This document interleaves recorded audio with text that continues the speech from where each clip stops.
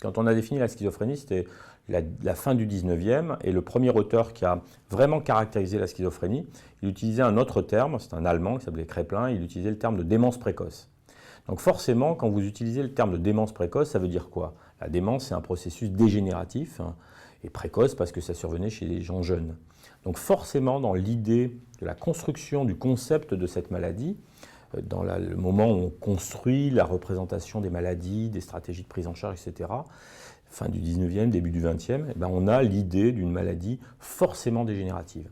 Donc c'est resté très très ancré dans l'idée des gens. Toutefois, dès le début du XXe siècle, on a constaté que les patients souffrant de schizophrénie peuvent avoir des tableaux cliniques très variables, mais aussi des évolutions extrêmement variables.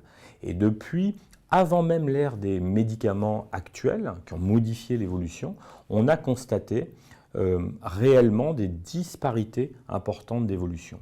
Donc ça veut dire qu'il y a des malades, malheureusement, qui restent malades pendant longtemps, qui persistent avec des symptômes et qui évoluent de cette façon-là de détérioration. On peut dire qu'il y en a à peu près 20%. Il y a des malades qui présentent des épisodes, qui font des poussées, comme on pourrait dire dans d'autres maladies, comme des maladies neurologiques. Et donc ces patients-là, qui sont à peu près, on va dire 45-50%, sont des patients qui, eux, vont présenter des épisodes aigus, puis reviennent à une stabilité, etc. Et puis il y a des patients qui véritablement évoluent d'une façon favorable, pour lesquels on peut parler de guérison. Alors après, il faut s'entendre ce que ça veut dire la guérison. En médecine, la représentation de la guérison, c'était, on apprenait la notion de restitution ad integrum, c'est-à-dire revenir à l'intégrité totale. En fait, tout processus pathologique entraîne une modification du sujet. C'est valable par exemple dans un infarctus du myocarde. Vous avez une partie de votre myocarde qui ne fonctionne plus, vous restez vulnérable. Donc en fait, on n'a jamais une restitution ad integrum. Et bien, dans la schizophrénie, chez un certain nombre de patients, il persiste une vulnérabilité, il persiste des difficultés par rapport à certaines choses, mais il persiste un fonctionnement normal, une disparition des symptômes, et on peut parler dans ce cas-là, chez à peu près 20% des patients, de guérison à ce sens-là. Après, la prise en charge, elle a différents aspects. La prise en charge, elle a un élément, on va dire une pierre angulaire, qui est les médicaments. Les médicaments sont des médicaments qu'on appelle antipsychotiques. C'est une terminologie qui prête à débat. Avant, on parlait de neuroleptiques, maintenant on parle d'antipsychotiques, on parle de première, deuxième génération.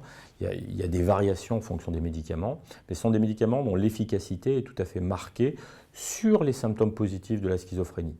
Et donc, en fait, plutôt sur les hallucinations, le délire. Avec une efficacité qui est quand même moindre, insuffisante sur les symptômes négatifs et la désorganisation. Ces médicaments sont des médicaments qu'on a besoin de prendre pendant longtemps. C'est toujours difficile de dire à vie, parce que en fait, c'est quand même très variable d'un individu à un autre, mais c'est quand même des médicaments qu'il faut prendre pour une longue période de temps, parce que c'est des médicaments qui protègent des rechutes.